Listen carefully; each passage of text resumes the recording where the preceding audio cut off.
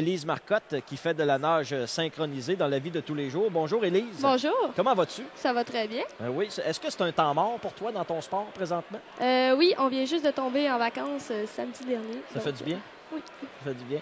Ça va durer combien de temps les vacances d'Élise C'est Marcotte? 5 semaines cette 5 année. semaines? C'est exceptionnel. Exceptionnel, ça c'est plus que normalement? C'est plus qu'après les Olympiques. Okay. Donc, Est-ce que tu trouves ça difficile d'avoir à t'entraîner à tous les jours? Est-ce que tu aimes t'entraîner, mais est-ce que tu réussis à y prendre du plaisir vraiment? Ben après 16 ans, je pense que si j'aimais pas ça, j'aurais déjà arrêté. Bonne réponse, bonne réponse.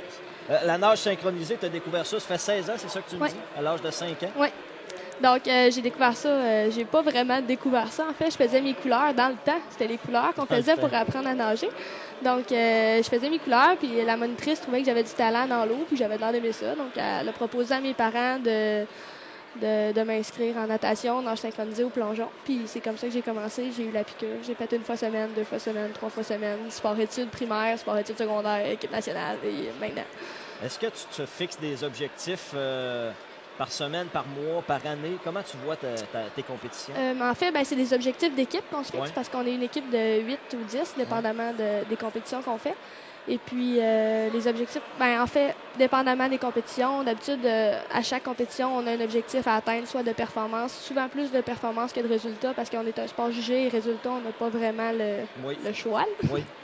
Un peu frustrant de temps en temps, ça? Oui, mais d'un autre côté, c'est comme ça. Et puis, c'est la beauté du sport aussi, c'est de faire vivre les émotions aux juges par rapport à nos routines. Donc, ça va. Des sports, le hockey, le football, on les connaît un peu plus, Élise, ces sports-là. On sait qu'à un moment donné, il y a de l'adrénaline, puis les gars rentrent. Est-ce que l'adrénaline, ça fait partie de ton sport également? Ah oui. Avant d'aller nager, on est toute l'équipe, on est ensemble. Puis là, il faut tout que l'énergie soit ensemble avant d'aller nager. Puis ça, c'est exceptionnel. C'est ça qui fait qu'on a de l'adrénaline avant d'aller nager. Là, c'est que tout le monde, on se sente comme ça avant d'y aller. Et puis, pendant qu'on nage aussi, ça, c'est quelque chose que je pense, je sais pas si les autres équipes dans les autres sports peuvent sentir ça, mais de sentir qu'on est tous synchro en même temps, qu'on pense aux mêmes affaires, qu'on veut toutes la même chose, qu'on va regarder les juges avec la même intensité dans les yeux, que je pense que c'est tout ça qui fait que notre sport est magnifique à regarder.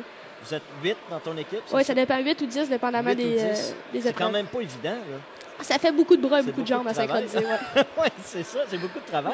Oui, c'est 40 heures d'entraînement par semaine. 40 heures? Puis avant les grosses compétitions, ça peut monter à 42, 45. C'est à tous les jours? 6 jours sur 7. 6 jours sur 7. Ouais. OK. Tu me dis 5 semaines de vacances. L'an prochain, ton objectif ou l'objectif de ton équipe? L'année prochaine, en fait, après Noël, on va aller se faire voir un peu partout dans les compétitions. Donc, on va aller au Japan Open, China Open, Spanish Open. On va essayer d'aller se faire des amis un peu partout, là, puis essayer de battre les pays, ramasser des points, qui voient que le Canada, on est de retour vraiment au maximum. Et puis, après ça, on va avoir une Coupe du monde qui est au mois d'octobre. Donc, le calendrier est un peu plus tard cette année. Okay. Donc, on veut une médaille dans toutes les épreuves qu'on va faire à la Coupe du monde. C'est vraiment ça notre objectif. Puis, ton équipe, 8, 10 filles, êtes-vous soudés autant à l'extérieur de la piscine que dans la piscine? On est comme une famille. À 40 heures par semaine, c'est vraiment comme une famille. Et puis, l'été dernier, on a été partis 42 jours ensemble. 42 jours en Europe. Donc, ça, veut pas, tes familles... On avait juste nous autres pour nous tenir dans les bons moments comme dans les moins bons, quand la bouffe est bonne comme quand elle n'est pas bonne, quand il fait beau comme quand il pleut. Là. Donc, on est vraiment une belle équipe. On est un beau tout ensemble. Je pense qu'on a de tous les caractères avec les coachs aussi. Puis je pense que c'est ça qui fait notre force aussi, nos différences. Est-ce qu'il y a des leaders dans un groupe comme ça de 8-10? Oui, on est 2 leaders. Il y a Ève Lamoureux qui vient de Montréal, qui est capitaine. Puis moi, je suis co-capitaine avec elle. OK. T'es leader, toi aussi? T'aimes ça prendre charge? Oui, j'aime ça. Toujours? En plus, je suis une vétérante. T'as toujours été comme ça? Oui, je pense que oui.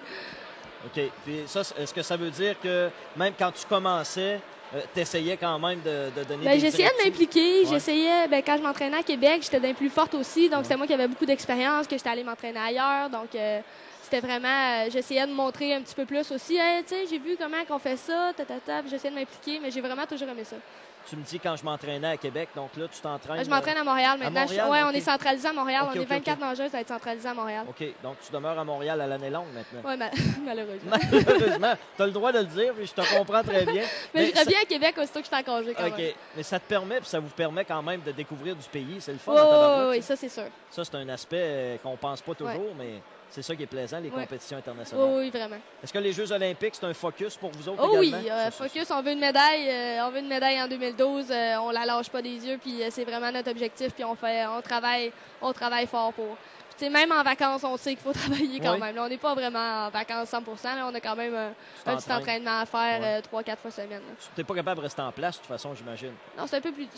C'est difficile de faire ça. Ce soir, c'est une belle soirée pour toi et pour les athlètes de vous retrouver au moins une fois par année, jaser avec des athlètes d'autres sports. Oui, plaisant, vraiment. Puis ça. c'est le fun parce que maintenant, ça fait plusieurs années que je suis Ouais. ici. J'ai été aussi au tournoi de golf. Donc, C'est vrai, il y avait un tournoi de golf? Oui, du Gala Victoris. Donc maintenant, je connais les gens d'affaires de Québec qui s'impliquent dans le sport, mais je connais aussi plusieurs athlètes, les plus jeunes un petit peu moins, mais tous les plus vieux dans le fond parce que ça fait quelques années que je suis ici. Donc, je commence à les connaître plus. Puis à chaque fois, comment ça va tes compétitions? Puis C'est bon.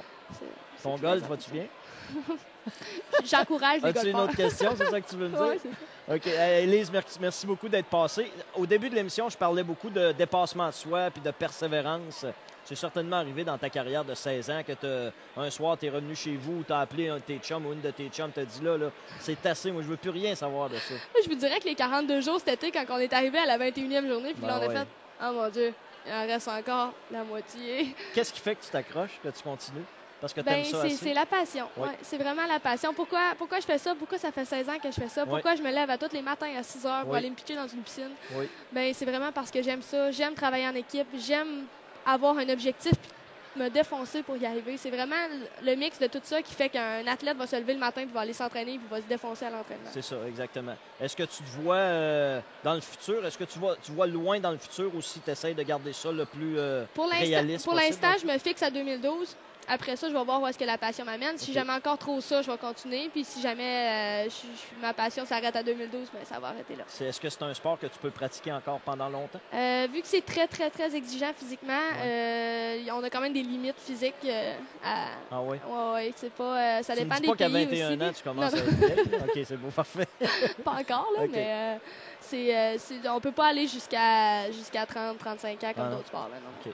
Ben, Élise, tu as l'air vraiment à triper sur ton sport, parler pour se comprendre. Tu auras le temps après ça de pratiquer ton golf. Là. Ça presse Ouais, pas. c'est ça. Tu auras le temps. Il va falloir que je fasse d'autres activités. Après. Et voilà, c'est ça. Bonne soirée, Élise. Merci beaucoup. Merci d'être passée.